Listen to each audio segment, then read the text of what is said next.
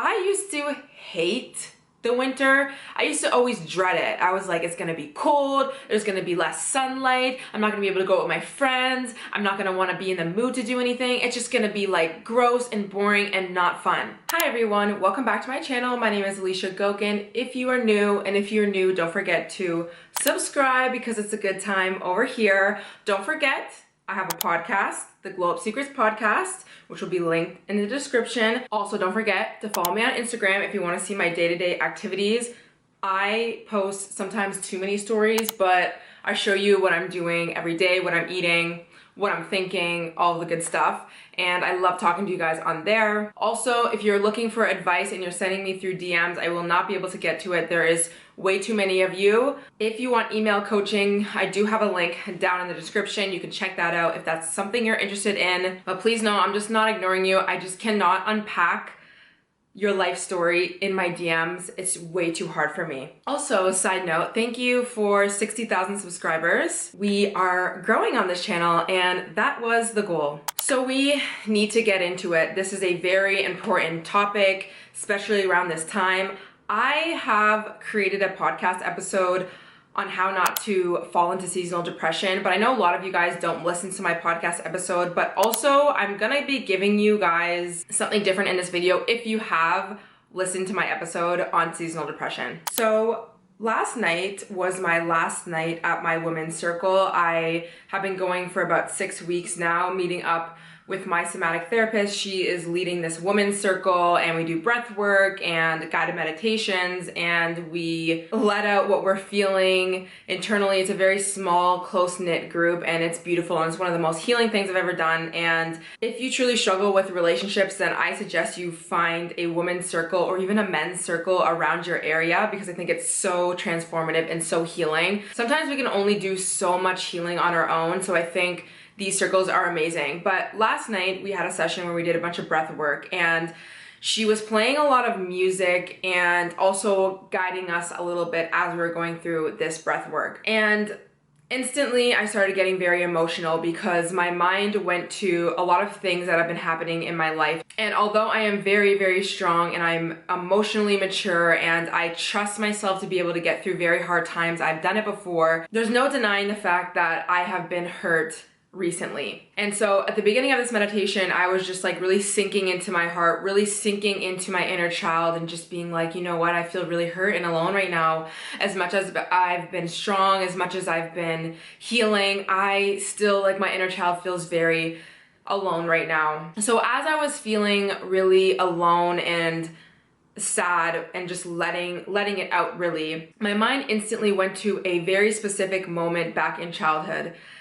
This was a time where I would be going to daycare and I would be the last person to get picked up. I would be the last person to get picked up because my mother worked as a server, so she was done a lot later than most kids' parents that did like a 9 to 5 thing. So I had to wait longer than the other kids.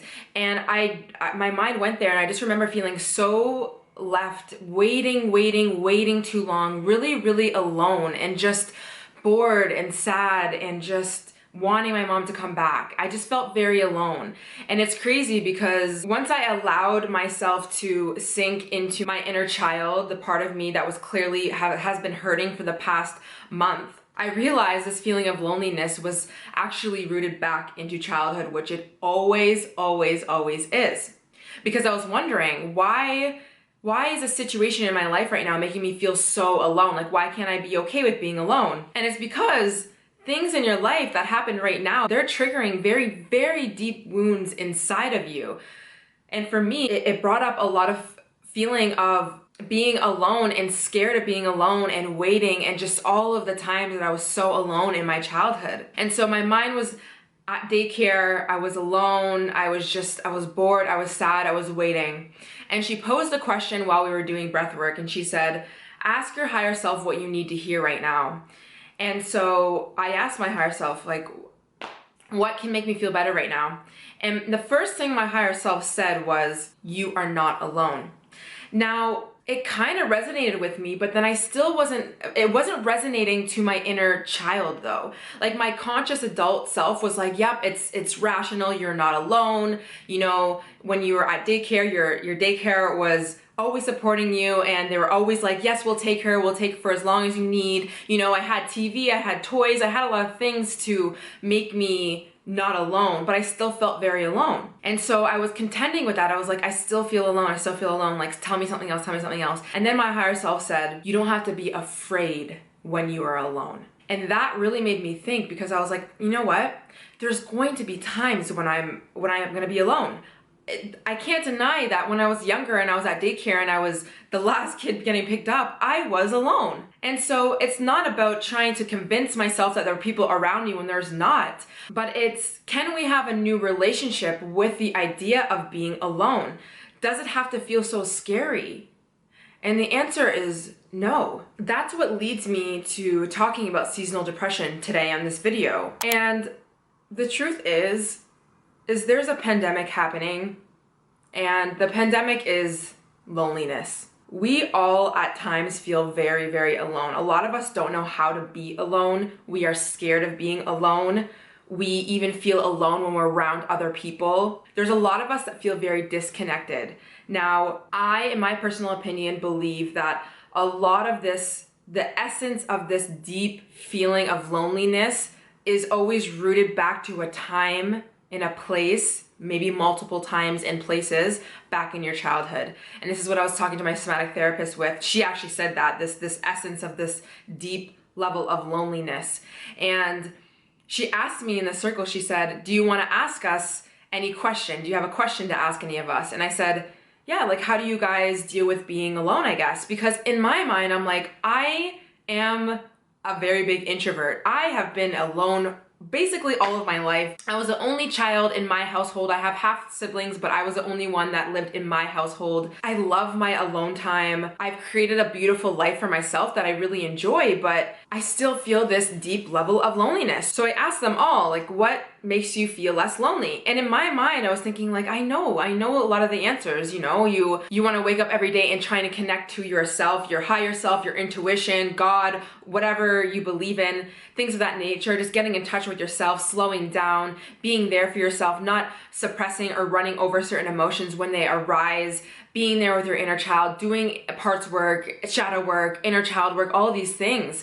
And these are some of the things also that these ladies were saying in my group. And although, like, it definitely resonated with me, I'm like, what is the missing piece here? And my somatic therapist, she said, there is so many layers to this. Is it amazing to do journaling and to come inwards and do meditations and shadow work and all of this healing work? Yes. Do we do a lot of that already? Yes, we do. But she said, what can be very healing and really make someone not feel alone is to be in connection with others. And it's crazy to think that that wasn't where my mind went to when I thought about being alone, is to be in connection with others. I've always been taught, and I've always done this with myself, where if I feel alone, then I will pick up a new book, podcast, have a parasocial relationship with someone on YouTube, do another journal practice. But I never really think about reaching out for help, connecting to a friend, connecting to someone to make me feel less alone. Because the truth is, when I was younger, what would have made me feel the absolute best was my mom coming back to me. That was the thing that was going to satisfy me the most when I felt alone. Yes, I'm sure did toys, and yes, did knowing that there are people around me that would aid to me if I needed it would be great. Yes, and that was helpful. But it comes a point in time where in order for you to not feel so deeply alone, you need to be in connection with others.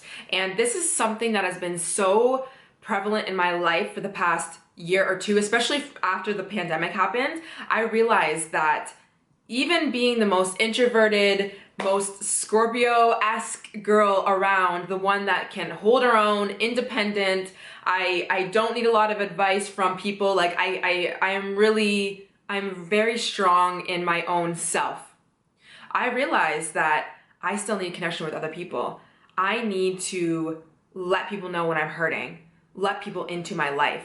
I used to also complain about friends who didn't really get me or didn't really connect to me, but part of that was because I wasn't allowing them in, because I didn't know how to.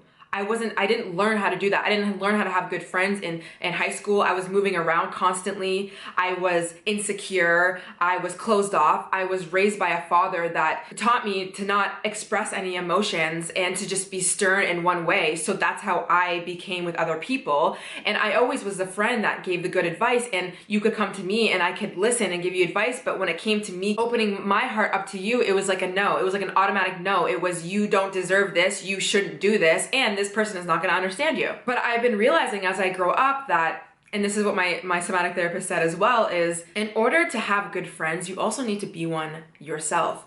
And this goes even beyond friendships.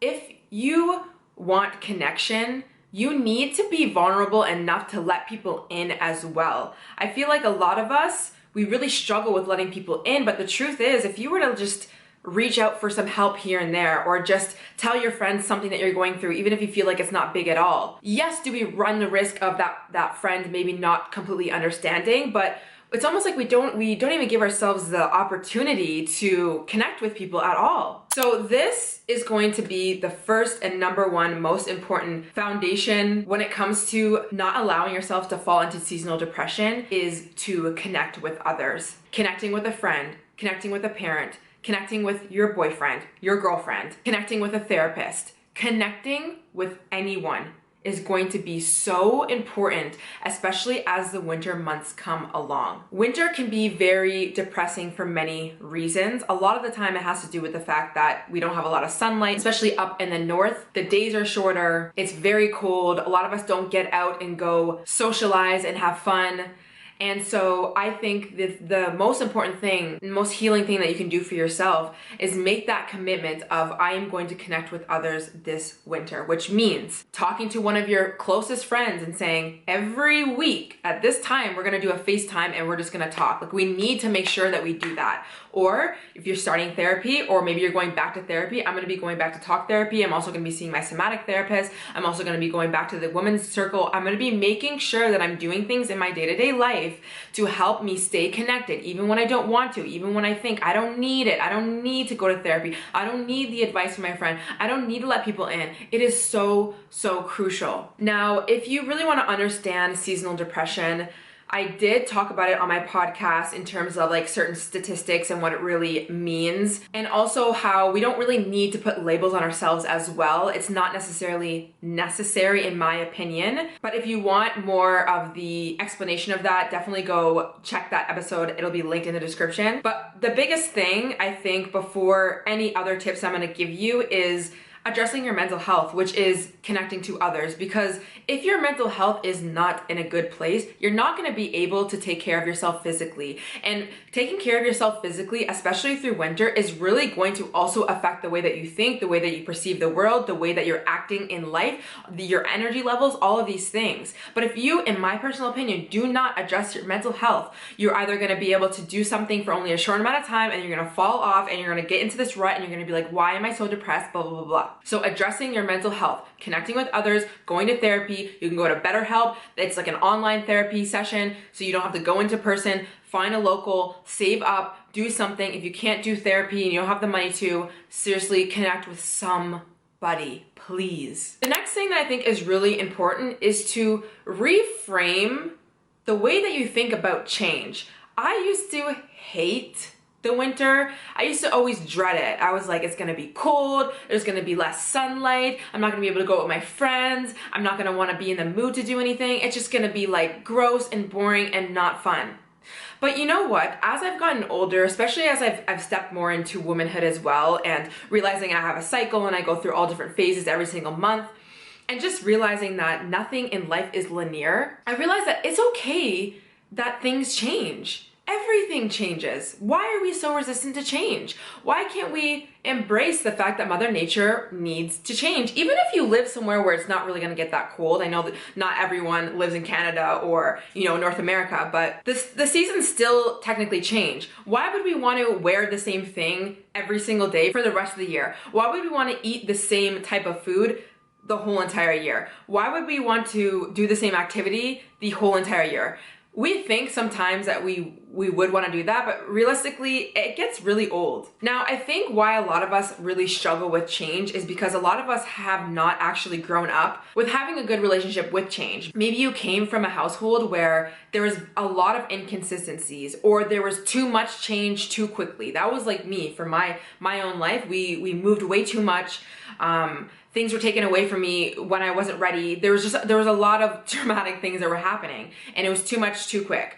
And so I really was looking for stability in my life, but to the point where it was like, I want the same routine, I want to eat the same, I want to have the same job, the same hours, the same every single second of the day. But then I would struggle with maintaining that, and I would get mad at myself and wonder like, why? And there's many reasons why nothing is linear, but thinking about it in a broad view, everything changes, has to change. Things need to grow, evolve, hibernate, rest, digest, get up, move, everything. And once I started to stop having such a perfectionist mindset, an all or nothing mindset, and realized the reason why I really hated change so much was because things in my childhood were just unstable, I realized, well, I can actually create a lot of stability in my own life, and I can actually create a lot of routines and trust my own self and create a life that I love. And in doing that, I don't have to be so afraid when change happens. And like thinking about winter, right? There's so many good things that we can look forward to. The holidays, the New Year's, new goals, coming inwards, taking care of our health a little bit more, changing up your eating routine, changing up your bedtime routine, your morning routine, all of these little routines we can change up. This is something that our body absolutely needs, is change. And another thing that I struggled with was thinking about the holidays, because sometimes the holidays are just not as beautiful and perfect as you see on Pinterest or Instagram. Maybe you didn't come from a huge, beautiful family with so much money and everything is just like looking like a Kardashian Christmas. And that is not my life even still to this day. But why do I have to look at everyone's life and just be miserable that mine's not like that? Why can't I just romanticize my own life, romanticize my own holiday? Even if you don't celebrate the holidays, whatever you do, why can't we create some rituals and routines and romanticize our own beautiful individual lives? Like, I truly think you can find something exciting for every month if you just allow yourself, instead of telling yourself, oh no, for the next 6 months it's just gonna be so boring and cold and dark and blah, blah, blah. There's so many things that you could be doing throughout the time. Like, what, are you just gonna not do anything with your life for 6 months? Let's not do that. We don't need to do that. We don't need to sit out in life just because it's cold. Yes, is it cold? Okay, my camera just died and I really have to go because I'm going to a skating event, which if you want to see a little reel, definitely follow me on Instagram because I'm sure I'll make one. But let's get into the rest of the tips very quickly. So like I was just saying, enjoy the holidays, romanticize your life, have a good time. Let's not look at everything as boring and sad and depressing. So some of the things that I love to do is buy a new book, find a new podcast, create a new playlist, create something new, or move your environment around. Do something that is new and fresh that just like sets the vibe, like, hello, winter, we are here, let's do it. Also, this is obviously a very good time to set some goals. I'm gonna make a productivity, like how to make 2023 your year. So don't worry about that, I got you. I'm gonna make a video on that. But of course, looking forward to something is really helpful because you literally release dopamine in your body when you know you're working towards something. So it doesn't even have to be like an actual goal, but it can just be like, let's say you plan a trip in February or doing something. Looking forward to something really helps me get through some of the times where things are a little bit boring and yeah, they're gloomy and whatever. Another really important thing to not let yourself fall into seasonal depression is to have a routine. Now, routines doesn't mean you have to do the same thing absolutely every single day, but it is very, very important that you try and put importance on having some sort of routine majority of the time. Because the truth is, we get not a lot of sunlight in the wintertime, which means our vitamin D levels will be very low. And when your vitamin D levels are very low, sometimes your energy can be low and you can start to feel a little bit depressed. There's studies that show that and back that. So this is what I say. In the morning, I don't care. I do not care. Even if the sun is not out, open up your blinds. Go open your door and walk outside for like a few minutes. I'm not saying you gotta go walk outside and have a hot girl walk when it's gonna be freezing cold, but you need to look outside. Open up your blinds, please, please, please. And open up the door a little bit too, or your window a little bit. Get that fresh air in. It's insane what it just does to your body. It just wakes up your soul when you look at the sun, when you look outside. please do that every morning. Also, this is just a recommendation. Supplementing with vitamin D can be very beneficial. I would say talk to your doctor, get your blood work done, but that is definitely going to be something that I'm going to be doing. But make sure if you are taking vitamin D3 that you do pair it with a healthy source of fat, because it is a vitamin that is only fat soluble. So you need to have some healthy fats in your diet in order for your body to actually absorb that vitamin. Food. Make sure that you're eating. Please, let's not go on this skinny girl winter where we're just eating absolutely nothing because we're afraid to put on weight. Eat food, please. Eat warming food, eat seasonal food if you can. Try something new, a weekly stew, a weekly soup. Nourish your body. Let's not go into starvation mode. This is a time where we should really nourish our body with nutrients and minerals, proteins, fats, carbs, all of the things. Let's just eat. Please. Movement. Movement is also going to be very important to move your stuck energy, especially in the winter when you're probably not moving as often as usual. So having some type of practice in the morning, even if it's to go outside or go to your local gym or even doing an at-home workout. Guys, we went through the pandemic. We all know that there's free workouts online. There's a Yoga with Adrian also has like 30-day challenges. Sydney Cummings, she has really good workout videos with weights, without weights, with bands, without bands, all of it. I'm probably gonna do a yoga challenge as well. I do have a condo gym as well that I'm gonna be going to, but something, get your body moving. 10 minutes, you don't need to do anything insane. Please though, you need to be moving your body, especially in wintertime. Self-care. Now, I find that we usually have a little bit more time for our self-care in the wintertime because not every weekend we're gonna be going to an event or going out with friends, or we wanna like stay in and chill and romanticize our nights, which please romanticize your nights. You're gonna see on Instagram this winter, I'm gonna be romanticizing a lot of my life, okay? Because I need to, I need to. But self-care nights, so I'm not just talking about like your day-to-day, like brushing your hair. I'm talking about one night if you can, or every 2 weeks, spend some time doing a deep conditioner mask or brushing out your hair or doing your nails or whatever you need, the face mask, whatever routine that you don't usually have time for, please find time to do that. If you have a bath, Epsom salt baths with just like your favorite show or movie or whatever, just relax, just let yourself relax, please. And sleep. Sleep is gonna be so important because truthfully, if you don't have proper sleep, you are gonna have like this much energy to actually wake up and even open up your blinds because you're going to be so tired and you're not going to want to do anything. You're not going to want to do your journal practice. You're not going to want to go to therapy. You're not going to want to talk to friends. You're not going to want to do anything. So it's really important that you get proper sleep. If you struggle with going to sleep, check out some guided meditations by the Mindful Movement. They have really good sleep meditations if you struggle with falling asleep. And honestly, give yourself time to sleep. And you know what? If you want to do like a 75 hard, you want to wake up at like 5 a.m. and go to the gym and do a million things, you can do that. But I'm in the era of I'm gonna let myself sleep. I'm gonna nourish my body. I'm gonna move my body. I'm gonna connect with my soul, my intuition by journaling in the morning or letting myself feel my emotions. I'm gonna go to therapy. I'm gonna connect with friends. I'm gonna get myself out there. I am not gonna be falling into the identity of somebody who has seasonal depression. Now, this is no shade for people who struggle with depression, and I absolutely go through the times, but I am going to do the absolute best to support myself. And if there's gonna be days where I feel sad, because I'm sure there will be, I'm going to just allow it. And if you struggle with not being okay, and you don't know how to just let yourself be sad, then there's gonna be a video on the screen right now where I give you some tips and advice on how to be okay with not being okay. I think that will really, really help you through this time, through winter. And don't forget to check out the podcast episode as well if you need more tips, if you just need to hear this again. Don't forget to follow me on Instagram, subscribe to the YouTube channel. Also, I have journal prompt guides down below. Everything will be linked down below. I love you guys. Thank you so much for watching. I love you, and I will see you in the next one. Bye.